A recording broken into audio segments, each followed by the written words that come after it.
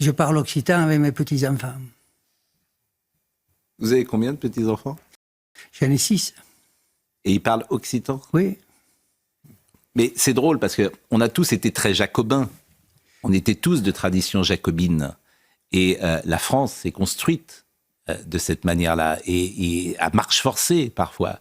Elle a oublié les cultures, en Bretagne, en Corse, etc. Et il y a un retour aujourd'hui dans cette France jacobine. On a envie précisément d'entendre ce que vous dites là. Comme si c'était précisément à chaque fois des parcelles de France qu'on retrouvait et que cette France aujourd'hui est attaquée, elle est abîmée. Oui, alors vous posez le doigt sur le problème, hein, c'est le jacobinisme avec tout ce qu'il a charrié comme à coup d'épée, comme il a tué les cultures régionales pour construire un État jacobin qui s'appelle la France. Et moi, je suis partagé, si vous voulez, parce que je suis un enfant de l'ascenseur républicain.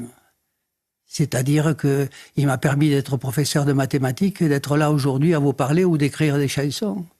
Mais en même temps, je ne me satisfais pas de ça. Je veux dire, je ne renie pas ça, bien sûr. C'est merveilleux, la République. Mais c'est la République qui faisait bouffer des morceaux de savon à ma grand-mère à l'école pour l'empêcher de parler en occitan. Et c'est terrible, ça.